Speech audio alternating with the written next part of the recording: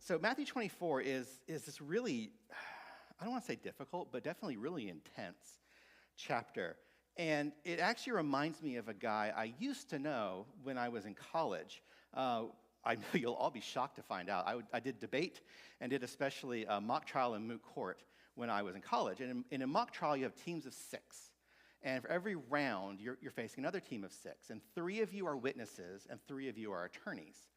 And when the witness is on the stand, then one of the attorneys is defending them, doing objections, making arguments about that, while they're being questioned by a member of the other team. And they're usually kind of juicy cases. This one was a murder. Somebody got beat to death with a shovel. And there's always little errors in the document, something to really sink your teeth into on questioning. And so I was the medical examiner. That was my job as a witness. And my attorney, the guy on my team, is named Jacob. Jacob was a weird guy. He was from New Jersey, and he came to Texas anyways for school. And he wouldn't always take notes. He would draw little, like, Sinn Féin, Irish Republican Army propaganda on the back of his notebook and kind of, flash at the other side. He would sit there before rounds just casually paging through Julius Caesar's conquest of Gaul in the original Latin. He could not read Latin, but he thought it was imposing enough to be a thing to do. And I'm up there on the stand, and I'm testifying about this autopsy that my character had performed, and there's a date error. It says it started on like the 24th and ends on the 26th, when it should have been the same day. And I am getting hammered by the opposing counsel. What day was it? Are you so horrible you can't keep track of the date? How incompetent are you? And I'm fighting back and trying to give good answers. And Jacob is not objecting. Jacob is not doing anything at all. Jacob is not doing his job. He's just busy doodling on his sketch pad. And we finally survive this thing, get down, sit down, like, dude, what were you doing? He's like, oh, you're doing okay by yourself. And I'm sitting there going, you have one job here, and you're not doing it. And so mad at Jacob for that. But I was reminded of him as we're talking about this particular passage, because we're talking about kind of what's important, what's your job versus what's not. And we're going to dig into that. But first, a little bit of context here. As Andrew mentioned last week, and we're going to start with verses 1 through 2. 1 and 2. And Jesus left the temple, and he's walking away. And this is right after the controversy narration from last week, where Jesus has really gone in and really been hammering on the Pharisees and the religious leaders. And in a lot of ways, he's kind of an enemy of the Jewish people now, or an enemy of the leadership at least. And the disciple comes up, and he says, oh, look at all these buildings. Because the temple was this great building. And he says, do you see all these things? The disciple asks, kind of like, hey, let's, the temple is awesome. Let's at least agree on that. And then Jesus says this thing, this really, really big, startling thing. Truly, I tell you, not one stone here will be left on one another. Every one will be thrown down. This giant slap of cold water across the face for the disciples, because the temple had taken 20-ish years to build. It was in the middle of I think it's 60 or 50-year renovation that made it into literally one of the wonders of the world. When you look at the early Romans, they're like, oh, the wonders of the world, the great pyramids, the hanging gardens, the Colossus of Rhodes. We should really add the temple in Jerusalem to the list. It was that big of a thing. And Jesus is saying every single one of these stones will be thrown down, which is this huge, huge thing. It's absolutely a plain statement. Jesus is done talking in riddles. He's done talking in things you have to think about and have interpreted. He just flat out says the temple will be utterly destroyed. And that's because we're transitioning now. We've been in the ministry. We've been in the let's bring in disciples, let's talk about and build out the doctrine and the idea of the new covenant. And we're moving into the end game. We're moving into the Last Supper and the crucifixion and the resurrection. And so we're kind of changing the rules. And this set of verses right here is that transition into this really, really plain-spoken, very, very strong set of statements. And it's very, very dire. I mean, the destruction of the temple is a huge deal because the temple is God's physical location on earth. If there's any one place in the entire planet that God could said to physically be more than anywhere else, it is the temple, thrown down, destroyed. And remember, this is the second temple. The first temple had been destroyed too, and it was explicitly punishment from God against the Israelites. And so the very first thing the Jews are thinking is, oh no, what's going to happen that it's going to be another punishment? Last time Jerusalem was destroyed, people were killed, people were carted off to Babylon, Daniel and Shadrach, Meshach, and Abednego. What's going to happen this time? Oh no. So it's this terrible, horrible thing. It's like walking in and saying, oh, look at the I lost track. What's a nice building? What's a nice building, John, in the United States? Capitol, U.S. Capitol. Isn't that a beautiful building? Smaller than Texas Capitol. I'm going to point that out. It's a beautiful building. It's wonderful. It's a marvel of the age. It's a big deal for us. And then you're talking to Jesus, and he's like, yeah, and it's going to get nuked. Yeah. That's what he basically just said. So the disciples are definitely freaked out at this point. And this is also a prophetic statement. When we know that they're in about 33 AD right now, and the reconstruction actually isn't going to finish until about 64 AD, so about 30 years from now, and it's going to last 6 years. In 70 AD, the Romans attack because of the Jewish revolt. They lay siege to Jerusalem, and they destroy the whole city, and they in fact destroy the entire temple. A couple parts of the temple and the Antonine fortress, which is the walls around it, are kept more or less as a monument to, these were pretty rough siege works to have to deal with. This is how awesome we are because we're Romans, we beat this. Every other stone in the entire temple complex is literally torn apart and just ripped off. And this was by the explicit order of the Roman general, a guy named Titus, who would eventually become the emperor. But more importantly, Jesus is saying, you're looking at the temple. You're looking at this symbol of the religion, and you think it's important, but it's not. It's going to be destroyed. And so really the question is, well, then what is the important thing here? If it's not the temple, if it's not where God physically is, what is it? And that's the rest of what's called the Olivet Discourse. Starting in verses 3 to 14, as Jesus was sitting on the Mount of Olives, so a little bit later, the disciples come to him privately. And this same discourse is in Mark and in Luke and in, I forgot which one, it's just one disciple. That's one minor inconsistency. Words are hard. Minor inconsistency. Tell us, they said, when will this happen? And what will be the sign of your coming and of the end of the age? So what's the sign of the end times? Give us a prophecy. And Jesus answered, watch out that no one deceives you, for many will come in my name, claiming I am the Messiah, and will deceive many.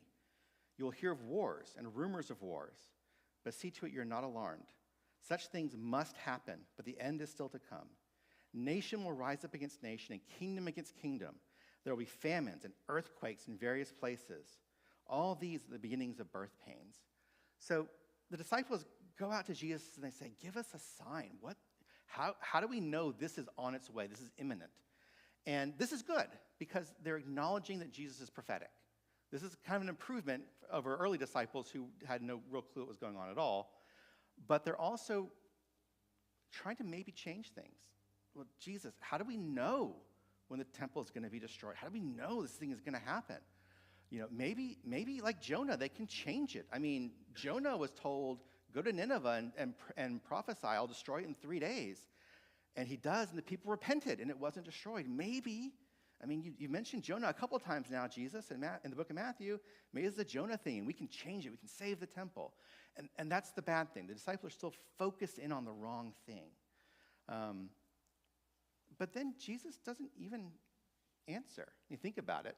He gives completely unhelpful signs. There's going to be people claiming to be the Messiah. There have been people claiming to be the Messiah in Judea for decades at that point. There would be for decades. The Jewish revolt, the one that destroys the temple, is sparked by one of these guys. So people claiming to be the Messiah, that's not a sign. It's just kind of background noise. There's going to be wars and rumors of wars. Yep, that happens all the time too. There's going to be famines, natural disasters, earthquakes. Yep, that happens all the time. It's like he's giving them an answer that's just not an answer. And it's got to be frustrating because they have to wonder, are we back to tricky Jesus, tricky riddles, and have to figure it out? No, he's actually speaking plainly, because what he's saying is, these are signs that aren't the signs. These are things that are going to happen all the time. And the fact that they are happening, even when someone tells you, this isn't a sign of the end times. No, it's not. It's just almost the background noise. And Jesus goes on. In verse 9, then you'll be handed over to be persecuted and put to death. You'll be hated by all nations because of me. At that time, many will turn away from the faith and will betray and hate each other. And many false prophets will appear and deceive many people. Because of the increase of wickedness, the love of most will grow cold. But the one who stands firm to the end will be saved. And this gospel of the kingdom will be preached in the whole world as a testimony to all nations. And then the end will come. So Jesus is talking about, yes, bad things will happen globally, generally, politics. Bad things are going to happen to you. Christians will be persecuted. Christians will be hated. Christians will fall away from the faith because of the persecution. And that's just going to be normal. That's going to be what it's like for the next, we don't know how many years. And in fact, when we, right now in 21st century United States, are in a particularly blessed time. Post-World War II, there is no other nation that can militarily challenge us. We have been the hyperpower or superpower of the world. We've been living in this kind of Pax Americana right after the Pax Britannica, where England was kind of in the same boat.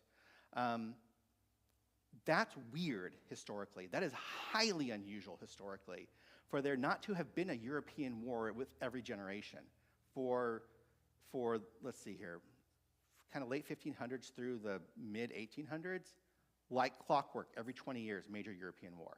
That's normal. The Pax Romana, the idea right then, starting with the reign of Augustus, when the Roman world was at peace and there was no major conflict, and there was this, you could have the joke was a virgin with a bag of gold could walk from Jerusalem to Rome and not be robbed. That is, when you look at the actual going on, the number of coups and civil wars and assassinations and unrest and external and internal wars, it basically looked like the worst parts of the world today. You know, Middle East, Africa, warlords, all these things you sit and go, I would not want to go there because I'd probably get killed. That is the general level of violence in Jesus' time. And that was peaceful. And so what Jesus is saying is more like, it's always going to be like this. Yeah, you don't want to, you want to think that the end times are near and we're going to have this actual peace. But it's not going to be that way. It's going to be hard. But the things that are going to happen, the things that are going to be important, are going to be people standing firm to the end. That's verse 13. And the gospel of the kingdom we preached in the whole world as a testimony to everybody. That's what's important. Those are the signs of the end times. And he's really telling them how to live instead of how to get focused in on the prophecies, the signs, trying to figure it out and make something happen. One of the things that's so hard about this passage is we're not really sure if this is a short-term or a long-term or both prophecy. Because he's talking about lots of bad things, and some of it definitely does happen in the context of AD 70 and the Jewish revolt and the fall of Jerusalem. But some of it definitely didn't. And maybe everything is talking about just Jerusalem. Everything's talking about just the end times. A lot of interpretations. The one that we seem to be landing on, that seems to be the consensus view, is that the first part here is going to be talking about just Jerusalem, at least directly. The second part is talking about just end times. but there's definitely some room for them all to be covering both. And we'll come back here. In verse 4, when Jesus says, watch out that no one deceives you, the actual word is kind of like a beware. Beware that no one is going to trick you with these things. That someone says, I'm the Messiah, and you fall away. Someone says, I have an awesome religion that, golden plates, and you fall away, if you're Mormon. I'm the last prophet. I have the real revelation of God. That'd be Islam. So you have all these ideas of things that pop up and go, well, wait, is that the end times? This false prophet? No, it's just going to happen. World War II. Do you know how many people died how many millions of people died in World War II? Not the end times. The Black Death. A third of Europe died. Not the end times. But people thought at the time that it was. Don't fall away. Don't get tricked by the fact that something bad is happening. And he really makes the point, and this pops back in verse 30 and then again in Revelation. Don't worry. When Jesus comes, believers will know. It's not going to be subtle. It's not going to be the sort of thing that you might miss if you aren't paying attention. It's going to be pretty obvious. And we'll know, unbelievers will know, but we don't need to be worried about the idea that we have to look out. That if we're not paying attention, we're going to miss it. We're going to miss something important. It's going to be obvious. We'll come back to that in a minute here. But if we're focusing on the bad things, we're focusing on what the possible signs might be, then we're going to be opened up to deception. We're going to be opened up to getting focused in on that instead of on what's important. The only way to not be deceived is to focus instead on Christ and on the Word and on preaching the gospel. So this is a hard passage to preach. So be prepared, endure, stay focused on God. And I think the other thing that's really important is it's going to be really messy. It would be nice if we were, if everybody's on this side of the line is Christian, everybody on this side of the line is not Christian. And if we hear something from this side of the line, we know it's wrong. This side, we know it's right. But that's just not the way it's going to be. It's going to be a situation where it's going to be dangerous. It's going to be hard to be a Christian. You're going to have to think and investigate and check things against the Word. And a lot of Christians are going to get discouraged. A lot of Christians are going to fall away. We've seen that in the last 50 years in the Western world. A lot of Christians have just left the church because it is hard. It is difficult. We have to try and square the Word against what's going on, and maybe you don't want to do that work, or it just doesn't quite make sense, and it's hard, and so you just walk away, which is a very human thing to do, but it's not. We need to stand firm. Running around. And it's important to test everything against God's truth. Test everything against what is in the Bible, because that's the standard that we've been given. And Jesus, hidden in the description of all the bad things, talks about how it's important to stand firm, to endure through all of this. Even though it's not going to be fun, one sign to you of your salvation, one thing to sit there and go, yes, this is hard. Yes, I hate it. Yes, it doesn't make sense. But I am enduring. I am looking at the Word. And that's a sign of salvation. That's the thing you can rely on and say, this sucks. And that's one way that I know that I'm on the right path, because if it was easy, I'd be on the wrong path. So the other thing is that Jesus talking about standing firm and preaching all peoples, that jumps over to Ephesians 6, the armor of God passage. That's the thing that Paul says over and over again in Ephesians. In Ephesians 6 is, here's my fun analogy of a Roman soldier and the armor of God, and 3-4 times, stand fast.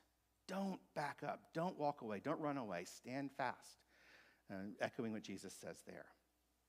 So if the temple's not important, and if the rumors aren't important, the thing that is important, again, is going to be staying faithful, staying firm, and especially preaching the gospel to all the peoples of the world. This is, the word that you actually used is, I didn't write it in my notes, I don't think it's ethnei, I believe, which is like ethnic, people groups. And in that time, people groups were kind of your tribe or your group. If you were a Roman, Romans were people from Rome. And then there were, say, Syracusians. Well, they're from Syracuse, which is in Sicily, which is like 100 miles.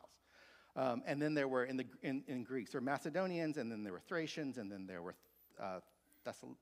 Thessalonians, and there were Athenians, and there were Spartans, maybe Laodiceans, which is just all of the peninsula there, the Peloponnesus. That's about as big as you get. But each little tiny country group, each little tiny tribe was its own people group. And so the one kind of positive thing that we're told, the one sign that isn't background noise is everybody's heard the gospel. And we're not there yet, by the way. There's quite a few language groups in weird corners of the world. We've covered the major languages, but all the little tiny groups that are all the fringes, haven't gotten to them yet, and we need to before the end times. And so we're going to, I can't talk. I apologize. You're way better than this. The signs aren't what's important. The objective kind of external is not what's important. You can't run down a checklist and say, yep, wars, yep, not false messiahs, yep, okay. That's what's important. I've focused in on the Jesus stuff by hitting my checklist. What's actually going to be important, and we'll see at the end here, is how you live during the bad things. That's what's going to be important. And we'll transition into that here in the next few verses. So starting in verse 15, we start really getting into the weeds. And Jesus talks about when you see standing in the holy place, quote, the abomination that causes desolation, end quote, spoken of through the prophet Daniel. That little bit, spoken through the prophet Daniel, that's the writer giving a little footnote to his readers. Partly, we don't want to be too clear because the Romans might read this and they won't like it. Partly because this is for a Jewish audience, and this is a, hey, explicitly pointing to Daniel here, kids. Let the reader understand. Those who are in Judea flee to the mountains. Let no one on the housetop go down and take anything out of the house. Let no one in the field go back to get their cloak. And the idea, what is this abomination that causes desolation? That's really, kind of frou-frou language. It's the desecration of the temple. It's the idea of setting up a worship to some other god in the temple. And it makes more sense when you know the history. So Daniel prophesies this, and everyone's reasonably sure that that prophecy was at least immediately fulfilled in, sorry, I have an actual year here, 168. No, it's on the slides. In 168 AD, or sorry, BC. Oh, wait, it's on the slide I was on. You would think. 168 BC, I even wrote it down. This is when the Seleucid emperor decided to set up an altar to Zeus, basically, in the temple. This kicks off the Maccabean revolt, which kicks off Hanukkah, and a brief Jewish kingdom that eventually got conquered by the Romans. So we know that happened. But we're not talking the past tense. We're talking the future tense. So now Matthew and Jesus are saying, this is going to keep going. This abomination is going to happen again. In fact, in 40 AD, the Emperor Caligula decides he wants a statue of himself that will be sacrificed to, put in various places in the empire, including the Jewish temple. And things almost kicked off. There was almost a major, major war and revolt. And then he gets assassinated and dies. And then again in 70 AD, the temple is destroyed, completely torn apart. All the menorah and the articles in the temple get taken away. The temple's desecrated. In fact, for the next several hundred years, it's a trash heap, literally. So we know that's there. But we also think that, so there's a short term from Jesus. We also think on a long, long, long term, this is one of the last things that's going to happen before the end times, or with the end times, is the Antichrist is somehow going to set him or herself up as a thing to be worshipped, and it's going to desecrate the temple. And so this is we're talking about, this multiple layers of and durations of prophecy, short-term, long-term. We know it's happened. We know it's going to happen short-term from the action being spoken, and we're reasonably sure it's going to be happening in the future. We don't know when. And I think, and I would maybe even argue, that there's also kind of a medium-term interpretation. And that's going to be a little bit less less big, but a little bit more interesting to us. What does Jesus say if your eye offends you, if your eye sins? Yank it right out. Your hand sins, chop it off. So the idea here of if there's a sin that's like just pushing on you, you're struggling with, that's a desecration of you, of the temple that's you. And so maybe you should treat things as if they are also as serious. And by as serious, it's more of a, well, how do you react to it? You run. You run now. And the language here is extremely graphic.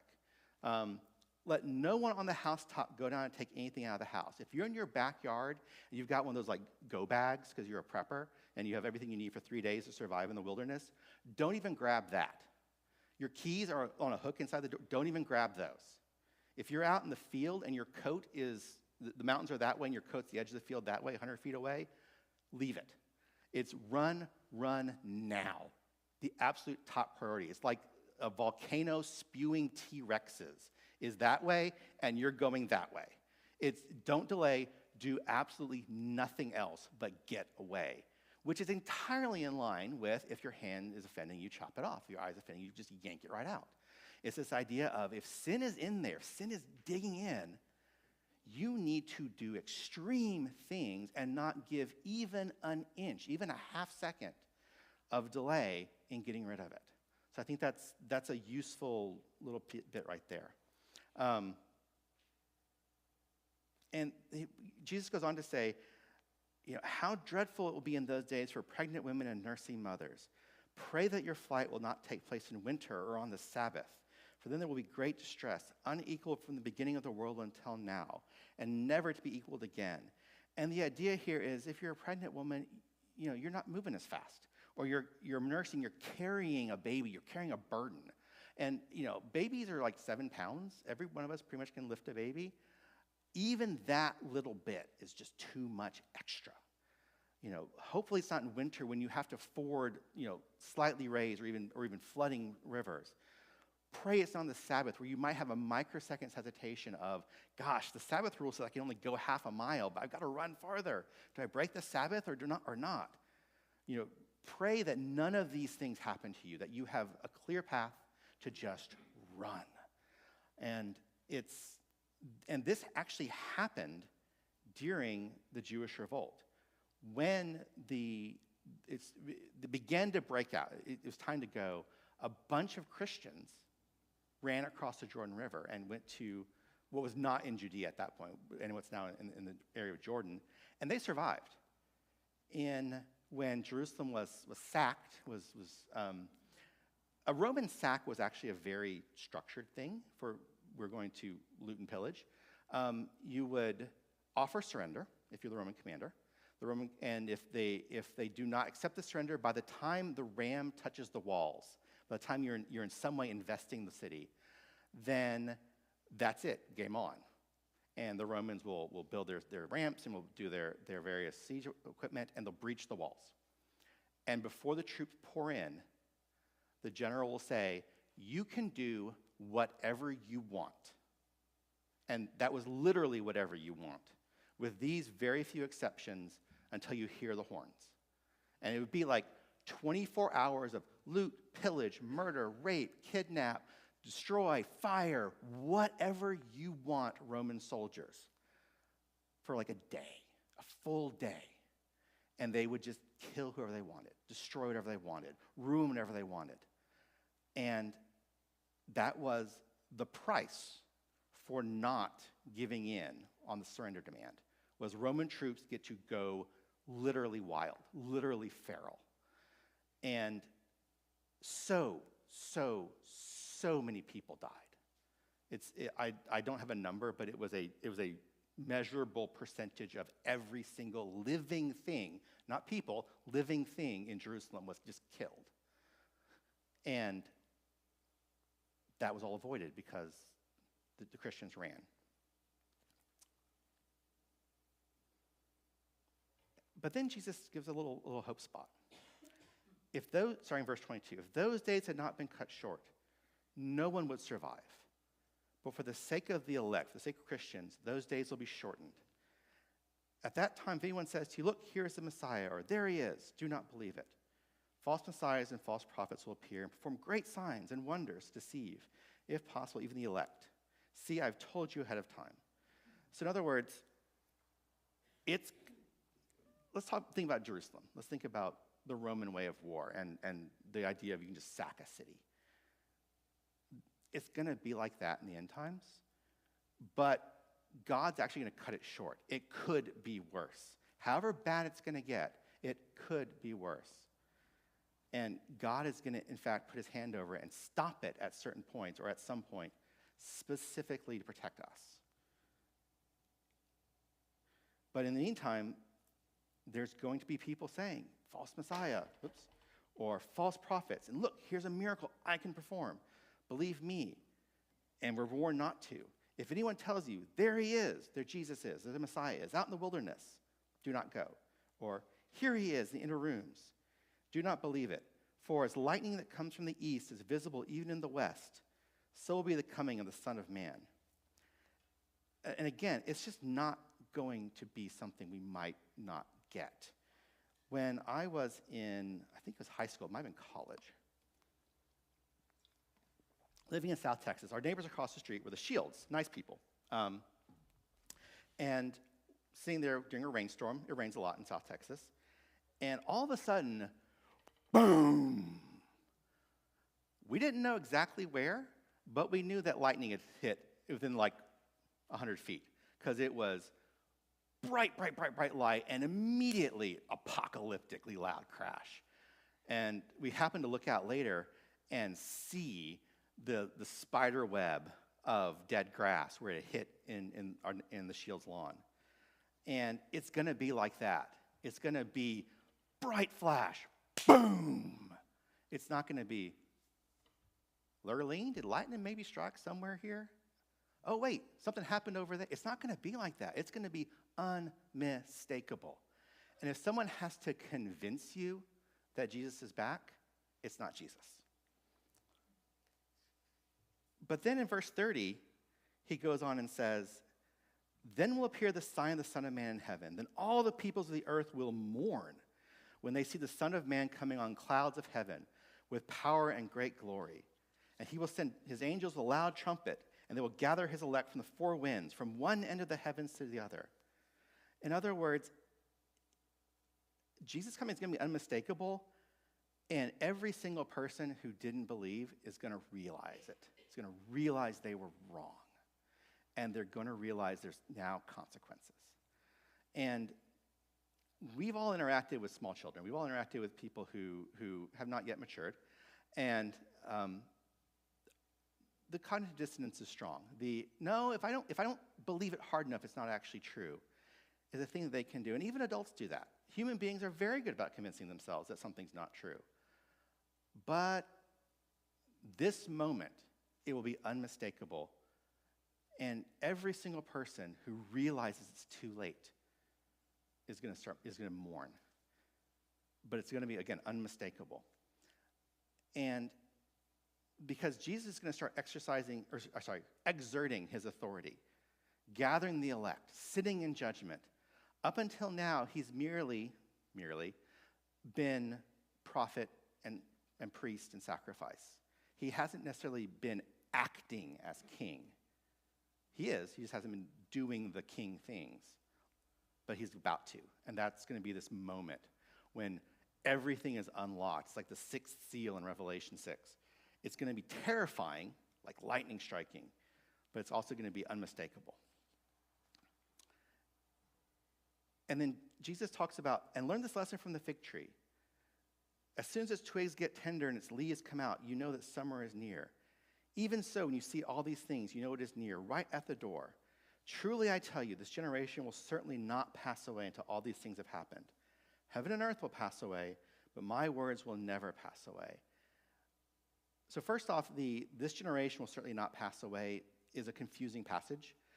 There's actually one theory that was held that the Apostle John survived as long as he did because they were talking about John, and therefore the second coming would come in John's lifetime, and then John, of course, did pass away.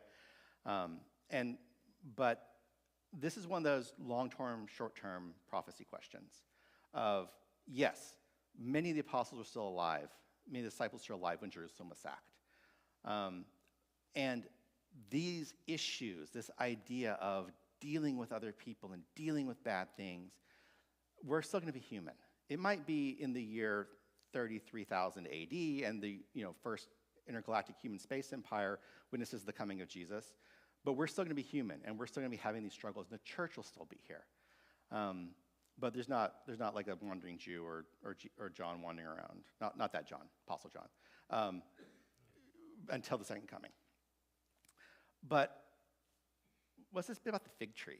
We had a fig tree, by the way, remember, a couple chapters ago, where Jesus cursed the fig tree because it didn't give him fruit. And so we're kind of finishing this metaphor, because the reason this was weird was this fig tree, the cursed one, it was in season. It should have had fruit, and it didn't. Because figs are kind of like the fall leaves in say, the Northeast, where when you see the bright colors, like the red maples, you know a frost has come. You know it's winter. When the fig tree, it gets tender and the leaves start budding, you know it's summertime. So the idea here is, when these things start coalescing together, when you start seeing all these things, then you know the end times are near. But again, don't focus on it. It's a big deal, but it's not important, not compared to how you live.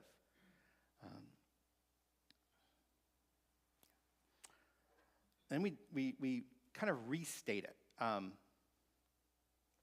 Again, in verse 36 with a little bit more detail. And again, Jesus is speaking plainly, and he's repeating himself. He's really, really, really driving this point home by hitting it a couple different times, a couple different ways. Verse 36, but about that day or hour, no one knows, and not even the angels in heaven, nor the Son, but only the Father.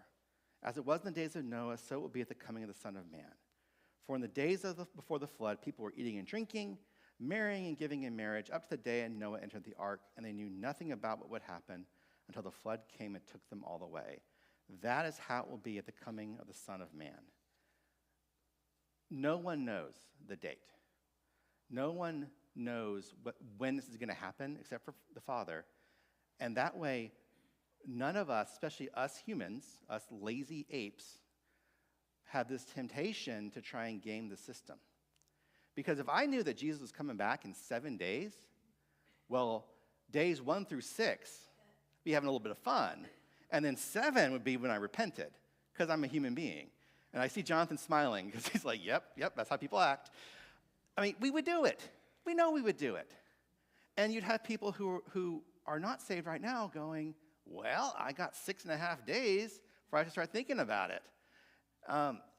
And the idea, instead of trying to know when it's going on and affect things based on that knowledge, to think that in some way we're in charge, which we're not, we should have the idea of this constant vigilance. How many of y'all have read Harry Potter, by the way? All right, a couple names. So, I'm deliberately quoting Mad-Eye Moody. Mad-Eye Moody is like, he's the super cop. He's kind of Batman in a lot of respects of the Harry Potter world. A bunch of magicians, and you have to have police. Police are the R's. And Mad-Eye is the grizzled guy. He's like missing part of his nose and an eye. He has a peg leg because he's just been in the trenches for decades. And he has seen all this crazy stuff. And he only eats food he prepares, only drinks liquid he prepares. He doesn't trust anybody. And his kind of thing he yells to the students is constant vigilance, or else you'll get taken by surprise by a bad guy. And it's the same thing as Christians. Jesus is coming back. We don't know when. We can't know when. So constant vigilance. Don't even for a second let up, because that might be the second that Jesus comes back. And it means that we're not working toward heaven. We're not working toward a goal. We're working for God. We are doing what he says, even though we do not know and can't directly impact the outcome. And that's important. That's how we're structured. That's how we're set in the hierarchy. God is sovereign, and we are working for him. And that's why we talk about the thing with Noah. Noah sat there and built an ark, a big, giant wood box, because things are going to flood, God told me, for decades, and everyone mocked him. It's a wonder his kids got married, frankly, because he's probably such a social pariah. And finally, God says, go in, and God closes the door of the ark. And it wasn't until that moment that the flood really starts. And everybody who had been living a normal life for 20, 30, 40 years, it was too late. That's what it's going to be like. So constant vigilance. Stay on top of things. Mentioned earlier I went to Texas A&M. And some of y'all remember what year was it, 99? Yeah, the 99 bonfire. Okay, maybe not. So A&M has this tradition. Number one, A&M has a tradition of the 12th man. I'm sorry, Seattle.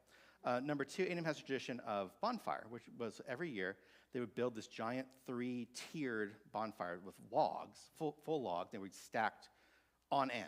So it'd be a 20-foot tier 1, 20-foot tier 2, 20-foot tier 3. And they get set on fire, and it'd be a symbol of our burning desire to beat the Texas Longhorns. And it was entirely student-run. That's the other important thing. It was run and built by students. And over the time, there have been some design changes in how the layers were wired together. It ends up being unstable. 1999, one night actually, it just broke. It just fell over, literally. 12 students got caught and were killed. Many others were injured. And this happened at 3 or 4 in the morning. I didn't hear about it. I didn't do bonfire. I kind of thought it was dumb, frankly. But I definitely wasn't going to be out there my senior year building a giant fire when I had other things to do. And I wake up at 5:30 in the morning to the phone ringing. And it's my mom. Because she had woken up and heard the news. And she didn't know.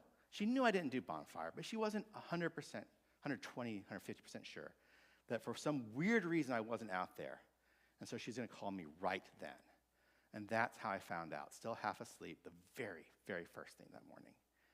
It's going to be like that. Because until that thing fell over, every single student, and there were hundreds of them on site, thought nothing was going to go wrong. And then crack, fall, death. Then they knew. It's going to be that sudden for us when Jesus comes back. Crack, shout, Jesus, okay. It's going to be that fast. And so when the disciples are asking for signs, they're completely missing the point. They're completely missing the idea that it's not about that end point. It's not about the bad thing. It's about, well, how do I live between then and now? And Jesus really, really lays that down on the last several verses, starting in 42. Therefore, keep watch, because you do not know on what day your Lord will come. But understand this, if the owner of the house had known at what time of night the thief was coming, he would have kept watch and would not have let his house be broken into. If they'd known bonfire was going to fall, nobody had been on site. They'd just watched it. But they didn't. If you know you're going to get murdered, yeah, you're going to go over, not walk right into it. So you also must be ready, because the Son of Man will come in an hour when you do not expect him. Who then is the faithful and wise servant whom the master has put in charge of the servants in his household to give them their food at the proper time? It'll be good for that servant whose master finds him doing so when he returns, who is not waiting for the return, but is just doing the right thing every day. Truly I tell you, he'll put him in charge of all his possessions. But suppose that servant is wicked and says to himself, my master will be staying away a long time. Then he begins to beat his fellow servants and eat and drink with the drunkards. The master of that servant will come on a day when he does not expect him, and an hour he is not aware of.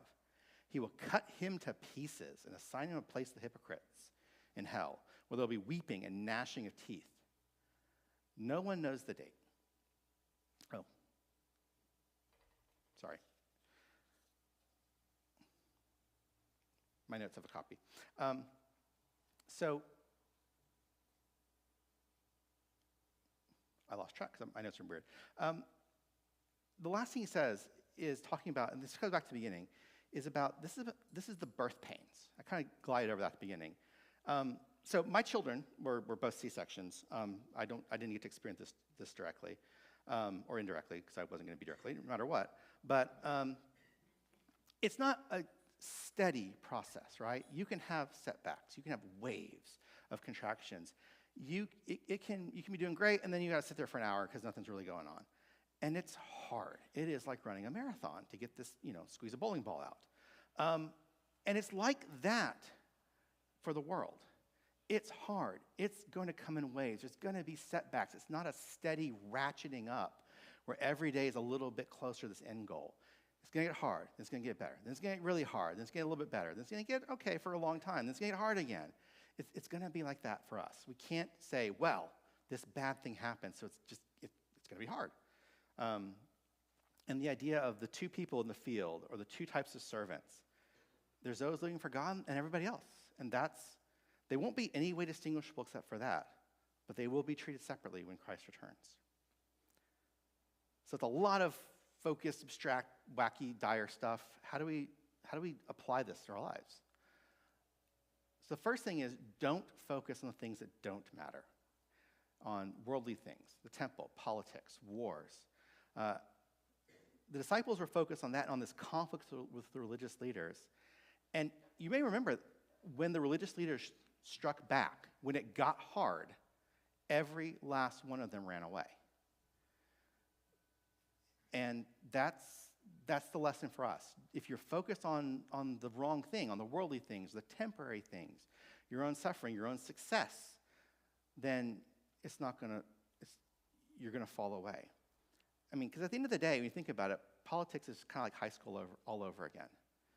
There's the popular people and there's the not popular people, and you're in your own little groups doing your things you like, and none of that's actually important. You're there to learn how to balance your checkbook and talk to people and do important things, not how to snub somebody over chocolate milk. But when you're focused on that, you're focused on the wrong thing. And things might get unpleasant. Temporary things might get really unpleasant. You might be martyred. In fact, there are Christians all over the world today who are being martyred. But those are just temporary. They're not eternal. And there's going to be the background noise of unrest, wars, rumors, politics, whatever. Just because that happened doesn't mean it's the end times. I spent 30 seconds coming up with things I knew for a fact historically have been pointed to as, this is a sign of the end times. This is a sign of the end times.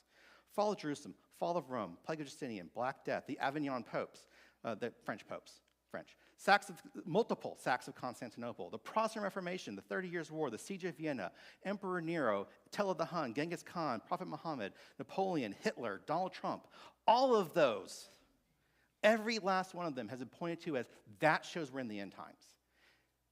And the jury's out, though I'm doubting it, on Donald Trump. Every last one, the rest of them, and the thousands of others I just couldn't think of in 30 seconds, they weren't. Pointing to whatever bad, horrible thing, which is killing 30, 50, 90% of humanity that might occur, it's not the end times. It's just a bad thing. Bad things are going to happen. On the other hand, do focus on the things that do matter, on God's word, on staying firm and staying true to it, even when it's hard, and on preaching the gospel out to the peoples of the world. Because at the end of the day, those are what's going to matter. If you do or don't end up on the right side of history, doesn't matter. Are you on the right side of God? Because those are the eternal things and the kingdom things. And then finally, embrace the certainty and the uncertainty that God has given us. It is so easy to go down the rabbit trail and get obsessed with end-time stuff, to focus on the apocalyptic instead of day-to-day Christianity. But here's the deal. When it's the end of the world, oh man, human beings can rationalize so many extreme things. Because it's the end of the world. Don't you know how important this is? I should be allowed to do X thing that normally wouldn't be okay, but it's the end of the world, so now it's okay. And whatever X thing is, it's just whatever I want to do. Oh gosh, it's the end of the world. That dude needs to get murdered. I'm sorry, he's a really bad person. Murder's wrong, but it's the end times, got to do it. People do that. That's how we act, because we're human. But instead we point to Noah's time and the two kinds of servants. It's not about results. It's not about what you are getting or what you're bringing about. It's about your attitude and your focus and how you're prepared and how you're living for Jesus. So all those points of uncertainty, those are the rabbit trail we don't need to go down. We shouldn't stay on the certainties, the things we should rely on. And frankly, living in uncertainty helps us remember that we're not in control. I struggle with this so hard, not being in charge. But here's the thing, we can't know. Jesus told us, nobody, not even Jesus himself, knows. I personally think that Jesus, the man, didn't. Jesus, divine, could, but he chooses not to make it all true. So maybe he can't, maybe he's more of a he doesn't, but every single other entity in reality can't. And so if we can't know, we can't try and make it turn to our advantage. And that's good for people, because people want to be little gods. We don't want to give it up to him. And so when we just simply cannot affect things in that way, it keeps us from trying to be in charge. The only thing we can do is focus on staying faithful, focus on staying firm and preaching the gospel. So in other words, and hopefully it's the last thing, if you only think of any one thing from this sermon, is just live like Jesus is returning in the next 5 minutes and do that for the rest of your life, however long that is. And that will keep you out of trouble, hopefully, a fair amount. Let's pray. Lord God, thank you for your message. Thank you for your son. Thank you for all the blessings that you've given us. Most especially, thank you for putting us in a position of uncertainty where we don't need to know things and certainty where we do. Ask that you help us to stay focused on you for the next 5 minutes and the 5 minutes after that and the 5 minutes after that until whenever we don't need to anymore, because we'll be with you. Hear me pray. Amen. Next week, Andrew will be back talking on Matthew 25. But in the meantime, please join me in praying the Lord's Prayer. Our Father in heaven, hallowed be your name. Your kingdom come, your will be done, on earth as it is in heaven. Give us today our daily bread. Forgive us our sins, as we forgive those who sin against us. And lead us not into temptation, but deliver us from evil. For yours is the kingdom, and the power, and the glory forever. Amen.